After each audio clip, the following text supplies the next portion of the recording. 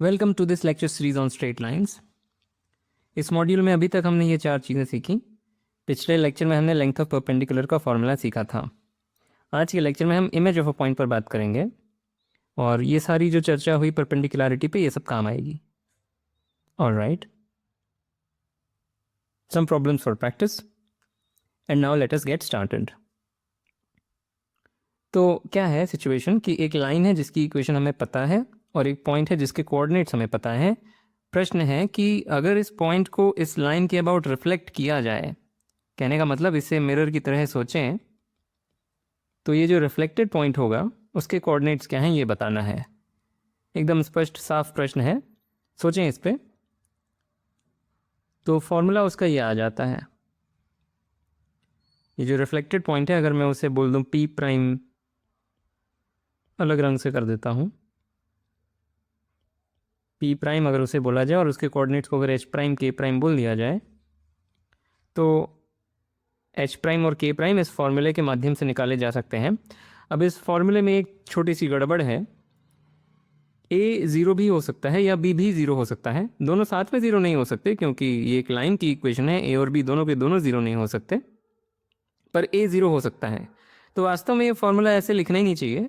जो लिखना चाहिए वो ये कि h prime minus h is a times this horrible thing and k prime minus k is b times this horrible thing. वास्तव में फॉर्मूला यही है। इस तरह से लिखें तो थोड़ा देखने में बेहतर लगता है और कुछ नहीं।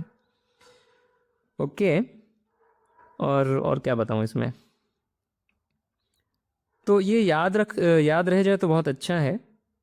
मैं कोशिश करूँगा मुझे याद रहे, याद रहेगा नहीं शायद, पर जो भी हम प्रूफ देने वाले हैं वो ज़्यादा महत्वपूर्ण है। और प्रूफ कोई मुश्किल नहीं है, आप खुद कर सकते हैं, मुश्किल हो तो भी खुद कर सकते हैं। सॉल्यूशन और प्रूफ रादर, ये तो थ्योरम ही है। बहुत सरल बात है। दो चीज़ें हम देखेंगे इस पॉइंट के बारे में। एक ये कि ये जो लाइन है इसका स्लोप क्या है, वो स्लोप हमें पता है, क्योंकि हमें इस लाइन का स्लोप पता है और ये दोनों लाइंस परपेंडिकुलर हैं आपस में, तो हमें इस लाइन का स्लोप पता है। उससे हमें एक पीस ऑफ इन्फॉर्मेशन मिलेगी एच प्राइम के प्राइम के बारे में। दूसरी बात जो हम यूज़ करेंगे वो ये कि ये जो पॉइंट है वो मिड पॉइंट है पी और पी प्राइम का। क्लियरली रिफ्लेक्शन का मतलब ही वही होता है। रिफ्लेक्शन का मतलब क्या है कि ये जो लाइन है सबसे पहले परपेंडिकुलर है और ये जो दूरी है वो इस दूरी के बराबर है, राइट। यानी कि ये जो मीटिंग पॉइंट है, ये मिड पॉइंट है, इसको मैं एम बोल देता हूँ। तो इन दोनों का जो मिड पॉइंट है वो एम है। तो उससे भी हमें एक इन्फॉर्मेशन मिलेगी, क्योंकि m lies on this line. तो लिखते हैं इन बातों को। और हाँ, जो प्रूफ मैं दूंगा वो ये अस्यूम करके कि ए भी ज़ीरो नहीं है और बी भी ज़ीरो नहीं है। अगर इनमें से कोई एक ज़ीरो हो गया तो सिचुएशन बहुत आसान है। ये लाइन या तो वर्टिकल या हॉरिजॉन्टल हो जाएगी। उस केस में आप तुरंत ये फॉर्मूला वेरीफाई कर सकते हैं। तो वो वाला केस मैं आप पे छोड़ देता हूँ, मैं केवल इस केस में प्रूफ लिखूंगा। तो जो पहली बात बोली कि slope of this guy is -1 upon slope of this guy, क्योंकि ये दोनों परपेंडिकुलर हैं। तो slope of P P prime times slope of जो गिवन लाइन है वो है -1, क्योंकि ये दोनों परपेंडिकुलर हैं और दोनों में से कोई भी लाइन वर्टिकल या हॉरिजॉन्टल नहीं है बाय दिस अजम्पशन। तो ये हम लिख सकते हैं। तो इससे हमें मिला, सबसे पहले तो slope of P P prime क्या है वो हम ऐसे लिख सकते हैं, के प्राइम माइनस के upon H prime minus H. और इस लाइन का स्लोप तो हमें पता ही है, वो है -a/b। दिस इज -1, जिससे हमें मिला, एक सांस में लिख देता हूँ, this is b times a times k prime minus k is equal to b times h prime minus h। तो ये एक इक्वेशन आई।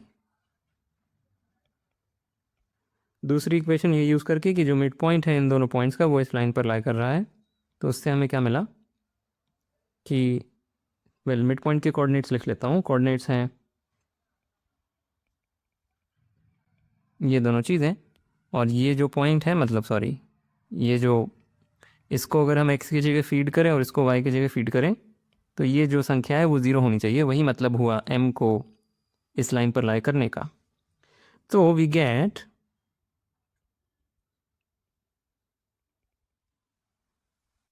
This is 0।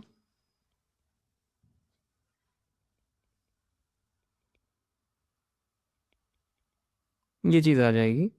और इससे भी हमें एच प्राइम और के प्राइम ने एक इक्वेशन में दी। ये एच के ए बी सी ये सब तो नोन है, these are known quantities right, ये सब गिवन है पैरामीटर्स। हमें एच प्राइम और के प्राइम बताना है, तो ये भी एक इक्वेशन है।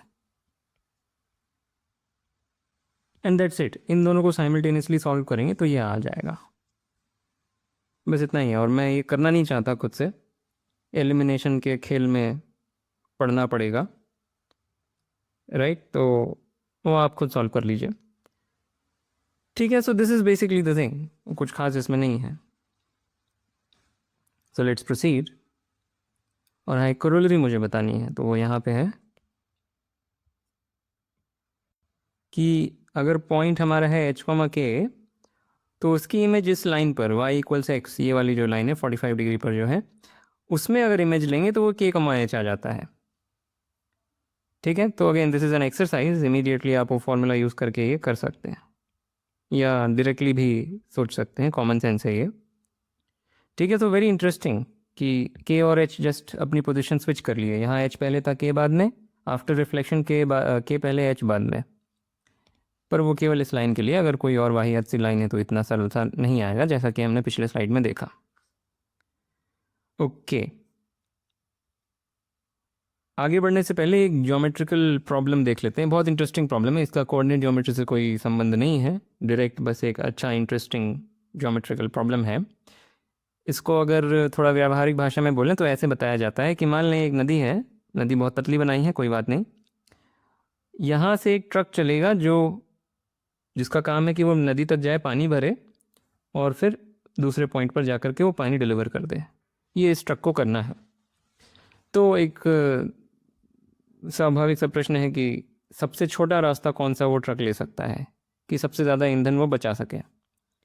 ठीक है, तो सोचें इस पे कैसे हम वो पॉइंट ढूंढ सकते हैं जिस पॉइंट पर वो ट्रक जाए और फिर पानी भर के इधर जाए।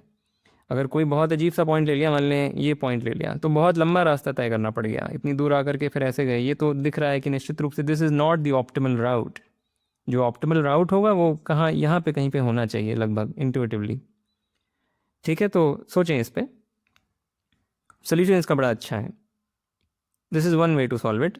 आप चाहें तो कोऑर्डिनेट ज्योमेट्री से भी कर सकते हैं कि इसको एक्स एक्सिस मान लें, इसके कुछ कोऑर्डिनेट्स हैं, इसके कुछ कोऑर्डिनेट्स हैं, फिर यहाँ पे एक कोऑर्डिनेट मान लें कि दिस इज सम कोऑर्डिनेट, या this is some point on the x axis जहाँ पे वो ट्रक पानी भर के इधर जाता है। फिर इस पाथ की आप लेंथ निकाल सकते हैं, फिर थोड़ा कैलकुलस कर सकते हैं। बहुत समय उसमें नष्ट होगा और शायद वो उतनी सारी भारी भरकम इक्वेशन सॉल्व करना आसान भी नहीं होगा, पर बहुत सरल सा इसका डिस्क्रिप्शन है अगर ज्योमेट्री से सोचें। तो क्या करेंगे, इस लाइन के अबाउट पॉइंट बी को रिफ्लेक्ट करेंगे। क्यों कर रहे हैं ऐसा वो समझ में आएगा, ये थोड़ा सा बढ़िया स्टेप है। तो ये रिफ्लेक्टेड पॉइंट है, this is the reflection of be about the line. ठीक है, रिफ्लेक्ट कर दिया। और मान लेते हैं यहाँ पे कोई पॉइंट है जहाँ पे ट्रक पानी भरने आया, इस पॉइंट पर ट्रक ने पानी भरा। थोड़ा सा लेफ्ट साइड बना देता हूँ। इस पॉइंट पर ट्रक ने पानी भरा, तो जो ट्रक का जो पाथ है वो ऐसा है, ई पे आया और फिर वहाँ से बी पे गया। ठीक है, पॉइंट ये है, नोट ये करना है कि ट्रक ने कितनी दूरी कवर करी, ये लेंथ प्लस ये लेंथ, उसको हम एक दूसरी तरह से सोच सकते हैं इस रिफ्लेक्टेड पॉइंट के माध्यम से।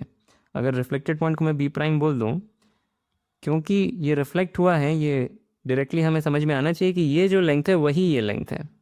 इसको कॉन्ग्रुएंसी से बोल सकते हैं या पाइथागोरस थ्योरम से भी बोल सकते हैं, क्योंकि ये 90 डिग्री है और ये दोनों बराबर हैं। रिफ्लेक्शन का मतलब ही हुआ कि ये और ये बराबर हैं और ये 90 डिग्री है। बाय पाइथागोरस थ्योरम इसकी क्या लेंथ है, this square plus this square का स्क्वायर रूट, और इसकी क्या लेंथ है, this square plus this square का स्क्वायर रूट, तो वो दोनों बराबर हैं। तो मैं बना देता हूँ, मे बी कोई दूसरा रंग चुन लेता हूँ, यही ले लेता हूँ, दिख नहीं रहा है ठीक से। ठीक है, I think this will have to do. तो ये जो दूरी हुई जो ट्रक ने कवर करी वो वही दूरी है जो ये है, ट्रक ने इतनी ही दूरी कवर करी। अब फाइनली ये नोट करना है, इसको मैं सफ़ेद ही रंग में रंग देता हूँ। फाइनली ये नोट करना है कि अगर हम ये जो ट्रायंगल हम सोचें, ये वाला ट्रायंगल हमने ए को बी प्राइम से जोड़ दिया तो एक ट्रायंगल मिला, राइट। निश्चित रूप से this plus this is at least that much triangle inequality. किसी भी ट्रायंगल में किन्हीं भी दो साइड्स का अगर सम करें तो वो तीसरी साइड से छोटा नहीं आएगा। तो जो भी ट्रक ने पाथ कवर किया उसकी जो लंबाई है टोटल, वो ए और बी प्राइम के बीच में जो दूरी है उससे कम नहीं हो सकती, ठीक है। तो अब प्रश्न क्या उसके बराबर हो सकती है। अगर हमने ये दिखा दिया कि उसके बराबर हम कर सकते हैं कोई एक खास बिंदु यहाँ पर चूज करके, तो बात खत्म हो गई, क्योंकि इससे छोटा तो कर नहीं सकते, और अगर इसके बराबर कर सकते हैं तो वही ऑप्टिमल है, और उसके बराबर निश्चित रूप से कर सकते हैं। ये जो पॉइंट है, अगर इसी पॉइंट पे पानी भरते तो कोई समस्या नहीं है, राइट, क्योंकि ट्रक यहाँ पे जाएगा और फिर इधर जाएगा, और ये जो लंबाई है ये क्या है, लंबाई, ये लंबाई इसी लंबाई के बराबर है, क्योंकि ये जो लेंथ है वो इसके बराबर है। अगेन रिफ्लेक्शन, ये लेंथ इसके बराबर है, तो जो ट्रक ने पाथ कवर किया वो कुछ नहीं है, इसके प्लस इसके बराबर है। और अभी हम आर्ग्यू कर चुके हैं कि इससे छोटा कर नहीं सकते। तो ये जो पॉइंट है, जो ऑप्टिमल पॉइंट है जहाँ से पानी भरना है ट्रक को, वो कैसे हम ज्योमेट्री से कंस्ट्रक्ट कर सकते हैं। अगर हमें रूलर और कंपास दे दिए गए होते तो हम उसे कंस्ट्रक्ट कर सकते हैं। बस इसे रिफ्लेक्ट करें और इन दोनों बिंदुओं को जोड़ दें, जो ये यहाँ से हमें बिंदु प्राप्त होगा, बस वही बेस्ट पॉइंट है जहाँ से हमें पानी भरना है, ठीक है। तो ये फैक्ट याद नहीं रखना है, ये फैक्ट याद रह जाए कोई बात नहीं, पर ये जो पूरी हमने जो इसकी टेक्निक थी वो ज़्यादा ज़रूरी है। और ये ऑब्वियस नहीं है, ये सोच पाना ये ऑब्वियस नहीं है, पर धीरे धीरे समय के साथ जब इस तरह की चीज़ें हम देखते हैं, सोचते हैं, तो ये नेचुरल हो जाता है समहाउ। ये एकदम this is sort of the, मतलब अगर इसके अलावा कुछ करो तो अजीब लगेगा अब, ठीक है। सो अब आगे बढ़ते हैं। पहला इलस्ट्रेशन, एक रे ऑफ लाइट है जो इस पॉइंट से शुरू हुई, जो यहाँ बना हुआ है, और 30 डिग्री के एंगल पर वो इस लाइन को मिली। तो ये रे ऑफ लाइट है, इस वर्टिकल लाइन को वो 30 डिग्री के एंगल पर मिली, मैं बना देता हूँ, और ये पॉइंट ए बोला गया। जिस पॉइंट पर वो मिली उसे ए बोला गया, और फिर वहाँ से वो रिफ्लेक्ट हुई। तो the ray gets reflected and meets the x axis at b. तो वो कुछ ऐसा बनेगा, एकदम एक्यूरेट तो मैं नहीं बना पाऊँगा, समथिंग लाइक दिस, ठीक है।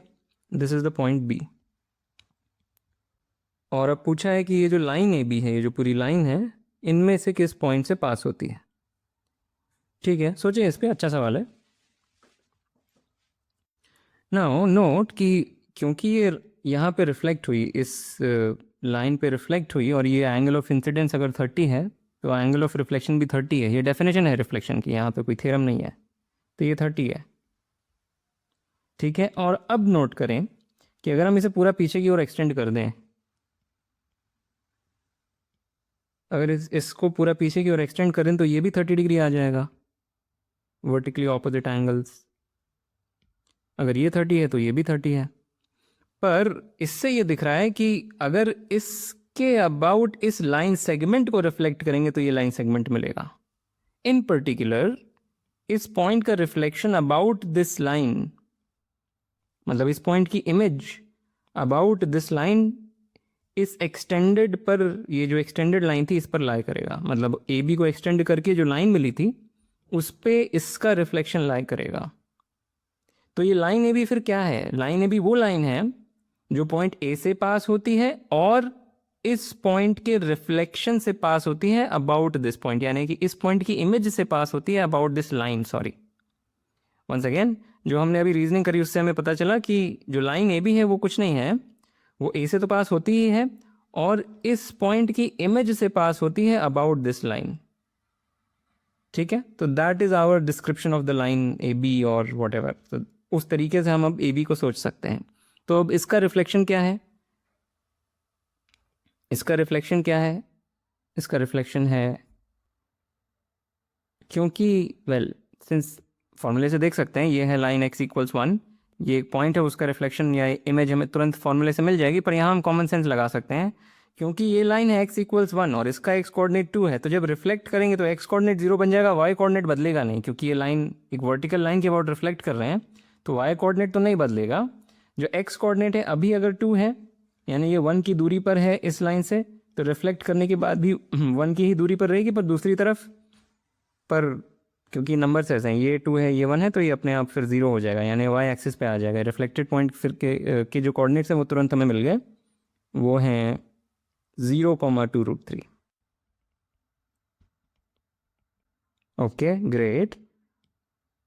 और हमें इस लाइन की इक्वेशन लिखनी है, एक बार इसकी इक्वेशन लिख ली तो फिर चेक हो जाएगा इनमें से कौन से पॉइंट्स उस लाइन पर हैं। उसके लिए अगर इसका स्लोप मिल जाए तो बात खत्म हो जाएगी, पर वो इन्फॉर्मेशन हमारे पास है। ये वाला 30 है तो ये भी 30 है, इसको जोड़ लेता हूँ, ये 30 है। तो इस लाइन का positive direction of x axis से क्या एंगल बनेगा? 90 + 30 यानी 120 डिग्रीज। तो ये जो पूरा एंगल बनेगा positive direction of x axis के साथ वो है 120 डिग्री। तो ये लाइन इस पॉइंट से पास होती है और इसका स्लोप इस tan 120। इस लाइन की इक्वेशन आप लिख सकते हैं और फिर चेक कर सकते हैं इनमें से कौन सा पॉइंट उस लाइन पर है। That's it. So simple solution, मतलब सिर्फ this is not the only way to solve this. आप डायरेक्टली थोड़ी एंगल चेजिंग करके भी कर सकते हैं कि ये लाइन ठीक है, इसकी इक्वेशन लिख सकते थे डायरेक्टली, क्योंकि ये इस पॉइंट से पास होती है और ये 60 डिग्री है, सॉरी ये 60 डिग्री है, तो इसकी इक्वेशन लिख सकते थे, उससे ये पॉइंट ऑब्टेन हो जाता। ग्रेट। अगर ये पॉइंट ऑब्टेन हो गया और ये 30 डिग्री है जो हमने देखा, तो फिर ये इक्वेशन भी लिख सकते थे। तो दैट वाज अनदर वे, पर मैं इमेज ऑफ अ पॉइंट का कॉन्सेप्ट यहाँ पे यूज़ करना चाहता था। एनीवे माय पॉइंट इज़ कि दिस इज जनरली स्पीकिंग कोई एक तरीका नहीं होता है किसी सवाल को करने का। ऑलराइट, नेक्स्ट 2 पॉइंट्स हैं P और Q, यहाँ बने हुए हैं, P के कोऑर्डिनेट्स और Q के कोऑर्डिनेट्स दिए हुए हैं, और एक तीसरा पॉइंट है R जिसके X और Y कोऑर्डिनेट्स बराबर हैं। किस वैल्यू ऑफ M के लिए M की कौन सी वैल्यू यहाँ रखी जाए कि ये छोटे से छोटा हो जाए, मिनिमम हो जाए? ठीक है, अच्छा सवाल है, सोचें इस पर। तो सवाल को थोड़ा सा हम बस अलग तरह से फ्रेम कर देंगे। ये कहना कि R के कोऑर्डिनेट्स हैं m, for some m, exactly यही बात बोलना हो गया कि R lies on this line y equals x, right. ये कहना कि R के कोऑर्डिनेट्स हैं m, for some m, exactly वही बात है कि वो इस लाइन पर है। तो एक बार वो लाइन हम बना लेते हैं, ठीक है। तो R इस लाइन पर कहीं पर है, ये जो लाइन अभी जस्ट मैंने बनाई, this is y equals x, और पूछा है कि कौन सा पॉइंट R चुना जाए कि PR + RQ मिनिमम हो जाए। ठीक है, ये बिल्कुल ट्रक वाला प्रॉब्लम है। ये हमारी ये रिवर है, ट्रक को P से शुरू करना है, Q तक जाना है, बीच में पानी भरना है। कौन सा पॉइंट वो है जो कि ये दूरी सबसे कम से कम रख देगा? हम देख चुके हैं वो कौन सा पॉइंट है या कैसे उसे हम ऑब्टेन कर सकते हैं। पहले Q को रिफ्लेक्ट करेंगे इस लाइन के अबाउट, और फिर ये जो पॉइंट मिलेगा यही वो पॉइंट है जिसके लिए मिनिमम ऑब्टेन होगा। और मिनिमम की वैल्यू भी हम जानते हैं, वैल्यू यही है, ये दूरी। तो ये PR + RQ जो मिनिमम पॉसिबल है वो कुछ नहीं है, रिफ्लेक्ट करें Q को, Q' मिला, P और Q' के बीच की जो दूरी है वही है मिनिमम पॉसिबल। ये पूरा डिस्कशन हम कर चुके हैं। तो Q' निकालना है, पर Q' हम तुरंत लिख सकते हैं क्योंकि ये लाइन है y इक्वल्स x, उसके अबाउट इसको रिफ्लेक्ट करेंगे तो क्या मिलेगा? ये भी हमने देखा था as a corollary, this is 5,4। 4,5 को अगर इस लाइन के अबाउट रिफ्लेक्ट करेंगे तो 5,4 मिलेगा।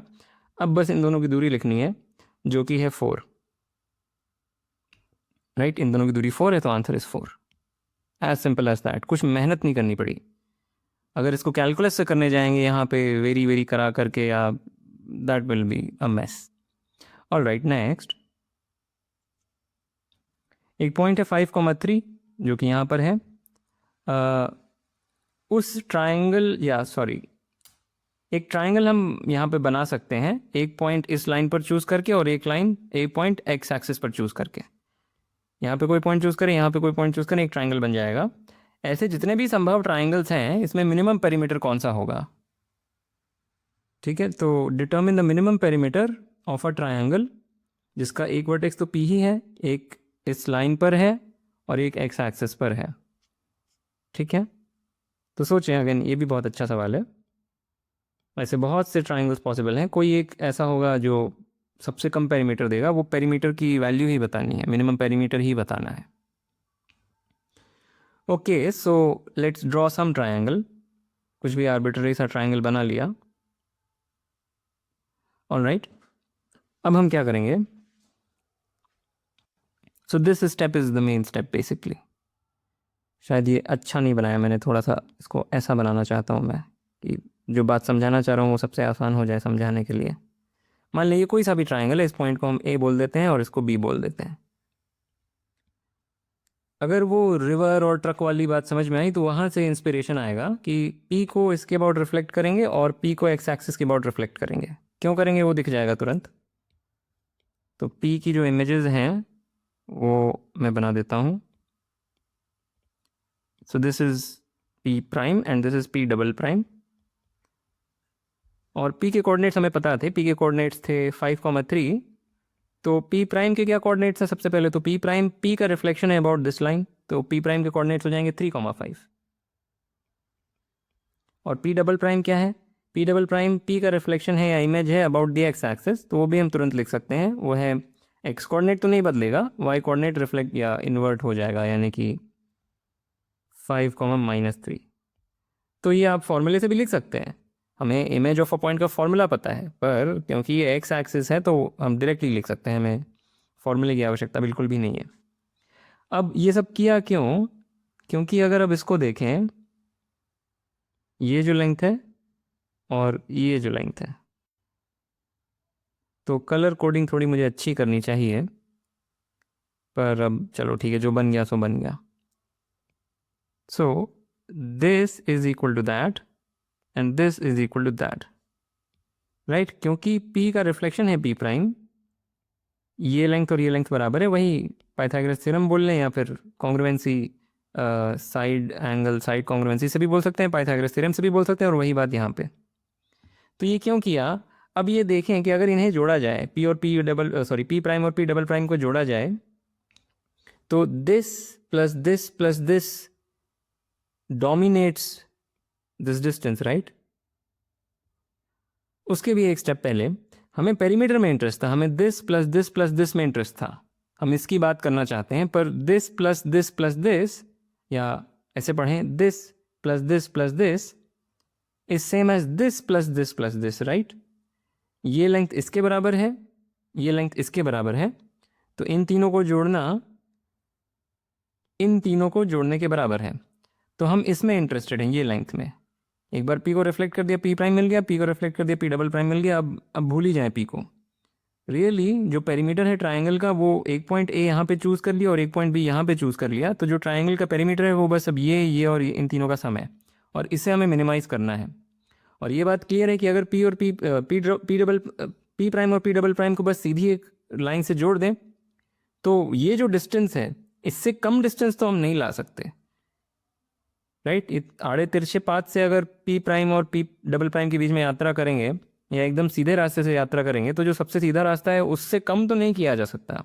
अब प्रश्न है क्या उसके बराबर किया जा सकता है, तो उसके बराबर निश्चित रूप से किया जा सकता है, क्योंकि हमें कुछ नहीं करना है, बस इन दोनों को जोड़ दें, उससे हमें ये पॉइंट मिला और ये पॉइंट मिला। अब अगर ये ट्राइंगल कंसिडर करेंगे तो इस ट्राइंगल का जो पेरीमीटर आएगा वो एग्जैक्टली P प्राइम और P डबल प्राइम के बीच की दूरी आ जाएगी, क्योंकि ये जो साइड है वो इसके बराबर है और ये जो साइड है वो इसके बराबर है। तो इसको मैं अब फिगर में बनाऊंगा तो कॉम्प्लिकेटेड सा बन जाएगा, तो मैं इसको मिटा देता हूँ, ये सारी चीज़ें मिटा देता हूँ, वो बस समझाने के लिए था। तो रिफ्लेक्ट करके इन दोनों को जोड़ा, और अब ट्राइंगल कौन सा, ये वाला ट्राइंगल, ये जो ट्राइंगल है इसका पेरीमीटर क्या है, इसका पेरीमीटर है this plus this which is same as this plus this, क्योंकि ये लेंथ और ये लेंथ बराबर है, thanks to the fact that P prime is the reflection of P, और ये लेंथ इस लेंथ के बराबर है, thanks to the fact that P double prime is the reflection of P about this line. तो हम ये अचीव कर सकते हैं। अभी जो हमने आर्ग्यू किया वो ये था कि इससे कम नहीं कर सकते पेरीमीटर, पर ये अचीव कर सकते हैं। तो यही है मिनिमम पॉसिबल पेरीमीटर, यानी कि distance between 3,5 and 5,-3, which is 8 square plus 2 square का square root. So the answer is, which is 2√5, I think. Root 20, right? Yeah, 2√5. तो ये है. Very nice. चौथा इलस्ट्रेशन, एक रे ऑफ लाइट है जो कि इस पॉइंट से पास होती है और फिर एक्स एक्सिस पर बी पॉइंट पर मिलती है और फिर रिफ्लेक्ट हो जाती है और फिर इससे पास होती है. हाँ, यही दिया हुआ है. इससे एक रे ऑफ लाइट शुरू हुई, फिर एक्स एक्सिस पे किसी बिंदु पर मिली और वहाँ पे रिफ्लेक्ट होकर के इससे पास हुई. तो इसकी इक्वेशन बतानी है. एक्चुअली ये सवाल हम लगभग कर ही चुके हैं, तो मैं इसे एक्सरसाइज छोड़ देता हूँ. ठीक है, तो सोचें इस पे. अच्छा, मतलब अगेन सरल सा ही सोल्यूशन, एकदम सरल सा है, कोई कॉम्प्लिकेटेड चीज़ नहीं करनी है कि राइट. आप चाहें तो एक पॉइंट यहाँ पे ले सकते हैं x,0. अब रिफ्लेक्शन के लिए क्या चाहिए कि ये एंगल और ये एंगल बराबर हो.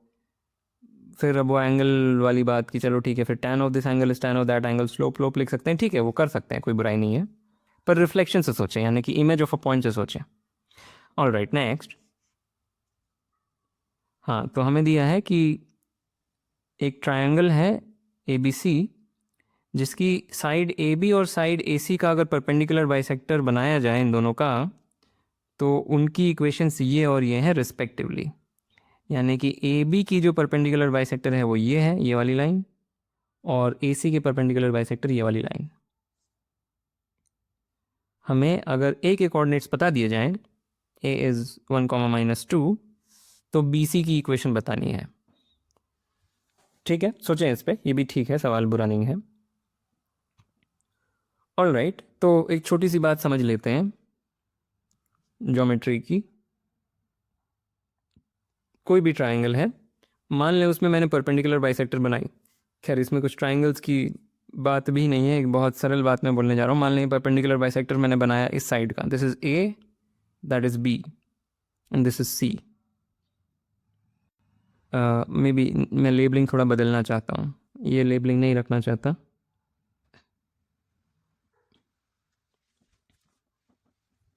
थोड़ा सा फिगर मैं चेंज कर देता हूँ, उसकी वजह है ट्रायंगल मैं ऐसा बनाना चाहता हूँ, ये A, ये B और यहाँ पे C बनाना चाहता हूँ. ऐसा ट्रायंगल है, और मान लें AB का परपेंडिकुलर बाइसेक्टर बनाया,